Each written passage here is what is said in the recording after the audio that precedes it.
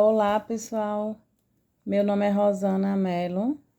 Eu sou aluna de licenciatura em Ciências Biológicas e hoje nós vamos falar sobre a reprodução dos artrópodes, o maior grupo de animais do planeta. Vamos entender como eles se reproduzem, como é o ciclo de vida deles e algumas curiosidades incríveis sobre esses animais. A introdução. Os artrópodes representam mais de 80% de todas as espécies animais conhecidas, sendo considerado o grupo mais diverso do planeta. Eles incluem insetos, aracnídeos, crustáceos, quilópodes e diplópodes, vivendo em praticamente todos os ambientes, desde os desertos mais áridos até as profundezas oceânicas. Essa enorme diversidade se reflete também na variedade de tamanhos, formas e adaptações. Podemos citar desde os minúsculos ácaros, visíveis apenas com lupas, até grandes crustáceos, como as lagostas. Os artrópodes também possuem grande importância ecológica, pois participam de diferentes níveis das cadeias alimentares. Muitos são polinizadores, como as abelhas, que nós conhecemos. Outros são decompositores e alguns são predadores ou presas de outros animais. Além do papel ecológico que eles têm, pois impactam diretamente a economia e a saúde humana. Abelhas, por exemplo, são essenciais para a agricultura devido à sua polinização. Já os mosquitos e os carrapatos podem ser transmissores de algumas doenças, como nós mesmos conhecemos, aqui onde a gente mora, é predominante as arboviroses que são transmitidas pelos Aedes aegypti. Tem a doença também do carrapato. Outros também, como gafanhotos, podem causar prejuízos à produção agrícola. Teve um período desse, eu acho que foi após a pandemia, que tinha uma nuvem de gafanhoto que estava passando por vários locais do país e estava destruindo, as plantações das pessoas, que vivem disso. Por tudo isso, estudar esses artrópodes é fundamental para entender como eles influenciam o equilíbrio do nosso ecossistema e a nossa própria vida. Vamos falar um pouco sobre a morfologia do sistema reprodutor deles.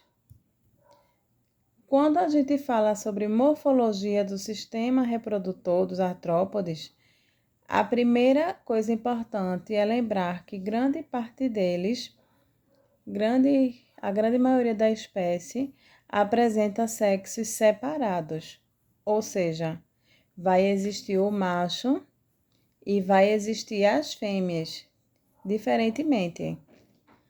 Nos machos, o sistema reprodutor ele é formado principalmente pelos testículos, responsável pela produção dos espermatozoides.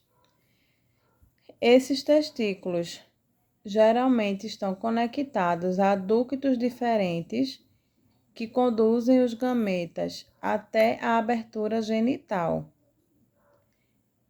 Em muitas espécies, há ainda estruturas acessórias, como vesículas, seminal e glândulas que produzem substâncias importantes para a fecundação. Já nas fêmeas, os ovários produzem os óvulos, que percorrem ovidutos até serem eliminados. Algumas espécies apresentam espermatecas, que são estruturas capazes de armazenar o esperma do macho por longos períodos, permitindo que a fecundação ela ocorra meses depois, após o acasalamento. Essas diferenças estruturais são adaptadas ao ambiente e ao tipo de fertilização de cada grupo. Por exemplo, espécies aquáticas tendem a ter aberturas genitais posicionadas de forma a facilitar a liberação e o encontro dos gametas na água, enquanto espécies terrestres possuem sistemas mais fechados, mais especializados para evitar a perda de gametas. A morfologia do sistema reprodutor, ela pode variar bastante entre os diferentes grupos de artrópodes. Nos insetos, por exemplo, é comum encontrarmos órgãos copulatórios externos bem desenvolvidos nos machos, chamados de edéagos, que facilitam a transferência direta do espermatozoide para o aparelho reprodutor da fêmea. Já as fêmeas frequentemente possuem ovipositores, que são estruturas alongadas e adaptadas para colocar os ovos em locais específicos, como solos, plantas ou até mesmo dentro de organismos. Nos aracnídeos, como as aranhas, o macho não realiza a cópula de forma direta. Ele produz o espermatóforo, uma cápsula ou uma bolsa contendo espermatozoides, que é depositado em uma teia especial.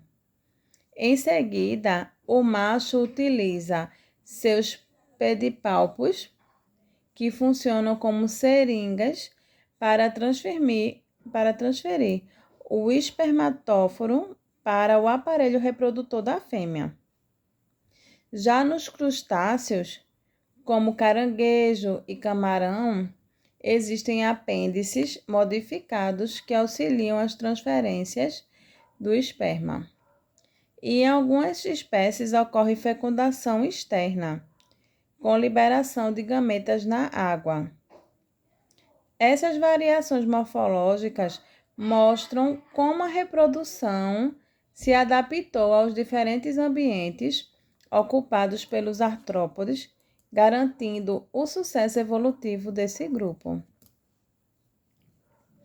Na fisiologia reprodutiva,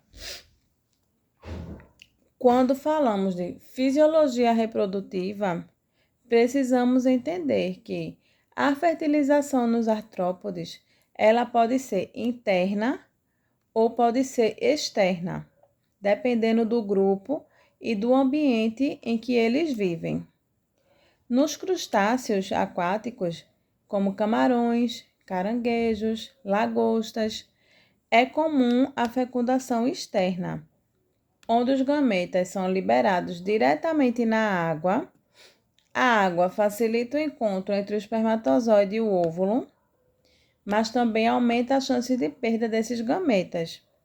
Por isso, muitas espécies desenvolveram estratégias para proteger esses ovos, como carregá-los presos ao corpo até que estejam prontos para eclodir. É o caso de caranguejos fêmeas, que mantêm os ovos aderidos aos apêndices do abdômen, garantindo maior sobrevivência da sua prole. Já nos insetos terrestres, a fecundação interna é predominante. Nesse caso, o espermatozoide é depositado diretamente no trato reprodutivo da fêmea, o que aumenta muito a proteção dos gametas e o sucesso da fecundação em ambientes secos. Outro ponto importante da fisiologia reprodutiva é a forma como os gametas são produzidos e são transferidos. Nos insetos, após a cópula, os espermatozoides podem ser armazenados na espermateca da fêmea por meses ou até anos, permitindo que ela controle o momento de fertilizar seus ovos. Isso é essencial para as espécies como as abelhas rainhas, que realizam apenas um voo nupcial, mas precisam fecundar ovos por toda a vida. Nos aracnídeos, como as aranhas, o processo é ainda mais curioso. O macho, ele produz o espermatóforo numa cápsula de espermatozoide, transfere para a fêmea utilizando a estrutura especializada chamada pedipalpos. Esse método vai garantir que o espermatozoide chegue seguro de forma que até os órgãos reprodutivos da fêmea, mesmo sem cópula direta. E alguns grupos desenvolveram adaptações fisiológicas impressionantes, como é o exemplo de algumas espécies de insetos, onde a ejaculação contém proteínas que alteram o comportamento da fêmea, reduzindo a chance dela acasalar com outros machos. Já em escorpiões, o macho chega a guiar a fêmea até o espermatóforo depositado no chão, como se fosse uma dança coreografada. Na ecologia reprodutiva, os artrópodes está diretamente relacionada a condições do ambiente em que vivem. Fatores como temperatura, umidade, luminosidade, as estações do ano influenciam fortemente o início e o sucesso da reprodução. Em muitas espécies, o ciclo reprodutivo é sincronizado com períodos do ano em que há maior disponibilidade de alimentos para os filhotes. Por exemplo, alguns insetos depositam seus ovos apenas em épocas chuvosas, pois a umidade garante a sobrevivência das larvas. Nas regiões temperadas, a fotoperíodo, quantidade de hora de luz por dia, também pode ser um gatilho para o início da reprodução. Isso ocorre porque os artrópodes utilizam a luz solar como um indicador da estação do ano. Outro ponto essencial da ecologia reprodutiva são as estratégias de atração dos parceiros. Muitos utilizam feromônios, que são substâncias químicas que eles liberam no ambiente para sinalizar sua disponibilidade de reprodução. No caso das borboletas fêmeas, por exemplo, ela libera esses feromônios que podem ser detectados por macho a quilômetros de distância. Outro grupo também que usa sinais visuais e sonoros. Os vagalumes emitem sinais luminosos característicos de cada espécie, criando um verdadeiro espetáculo de luzes durante o acasalamento. Já os gafanhotos e grilos produzem sons por meio de fricção de suas asas ou pernas, comunicando-se com potenciais parceiros. Essas estratégias aumentam as chances de encontro entre os machos e as fêmeas nos ambientes, muitas vezes que são vastos ou com baixa densidade populacional. Além disso, ajuda a evitar cruzamentos entre espécies diferentes, já que cada sinal químico, sonoro ou luminoso é único. O comportamento reprodutivo dos artrópodes é extremamente variado e muitas vezes fascinante. Muitos apresentam rituais de cortejo complexos que têm a função de atrair a fêmea e, ao mesmo tempo, demonstrar que o macho é um bom parceiro. As aranhas, por exemplo, podem realizar verdadeiras danças com as patas para chamar a atenção da fêmea.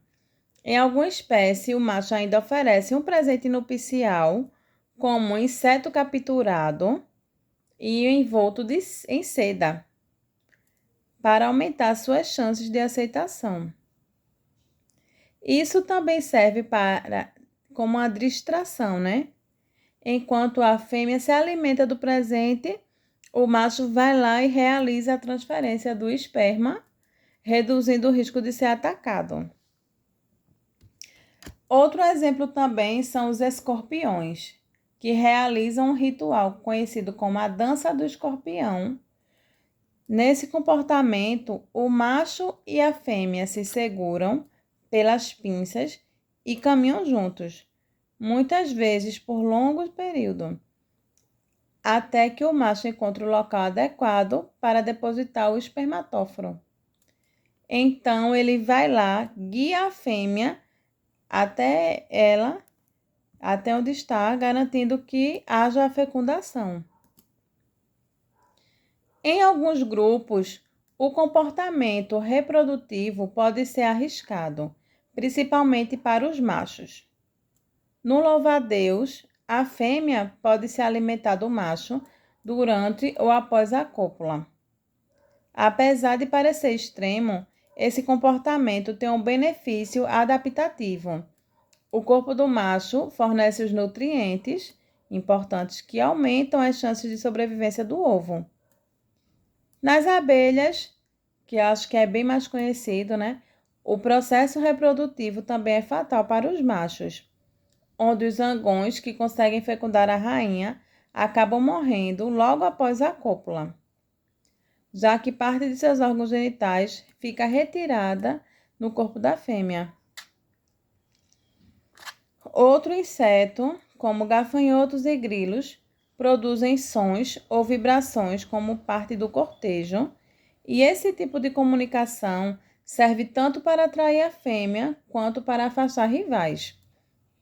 Esses exemplos mostram como o comportamento reprodutivo pode envolver riscos e estratégias complexas, muitas vezes essencial para o sucesso evolutivo da espécie.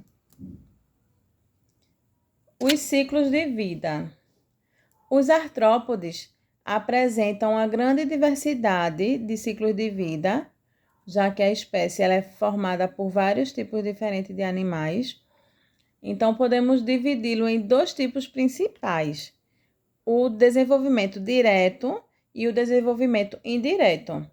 No entanto, no desenvolvimento direto, o jovem já nasce com a forma semelhante ao adulto, apenas em tamanho reduzido. Ele passa por várias mudas até atingir a maturidade sexual. Esse tipo de desenvolvimento é comum como grupos como aracnídeos, quilópodes, que são as centopeias, e diplódes, que são piolhos de cobra. No desenvolvimento indireto, também chamado de metamorfose, há mudanças drásticas entre as fases do ciclo de vida, como é o caso da borboleta, né? Existem dois tipos de metamorfose: a incompleta e a completa. Na metamorfose incompleta, ou hemitábola, o animal passa pelas fases de ovo, ninfa e adulto. A ninfa se parece com o adulto, mas não possui asas ou órgãos reprodutivos desenvolvidos. Esse tipo é encontrado em gafanhotos, baratas e percevejos. Já na metamorfose completa, ou holometabola, as diferenças entre as fases são ainda maiores. O ciclo de vida inclui a fase do ovo, larva, pupa e adulto. Um exemplo clássico são as borboletas, né? Como eu já falei.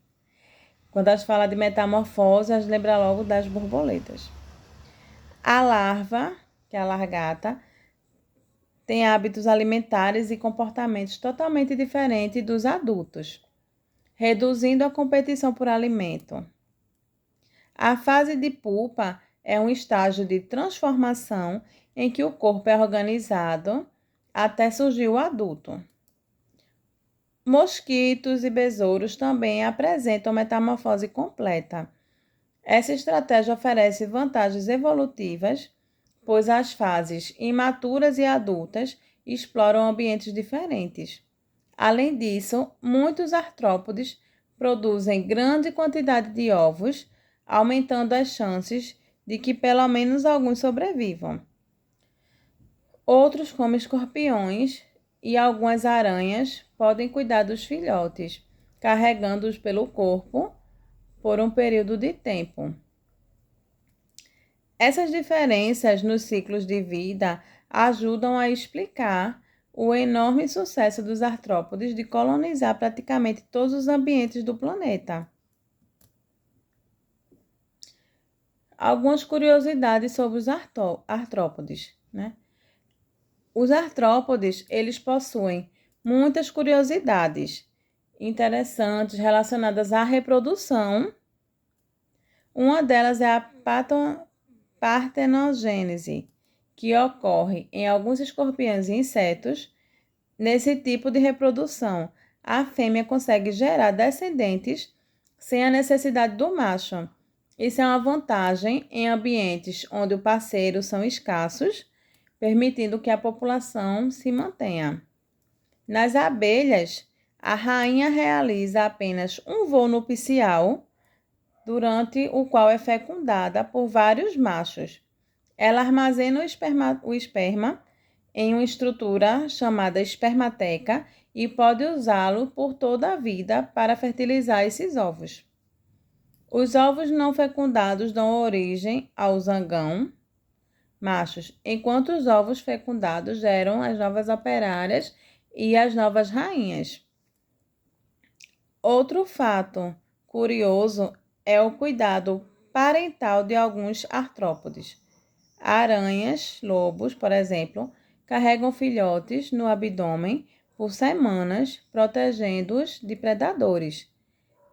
Esses exemplos mostram como as estratégias reprodutivas dos artrópodes são extremamente diversificadas e adaptadas ao ambiente em que vivem.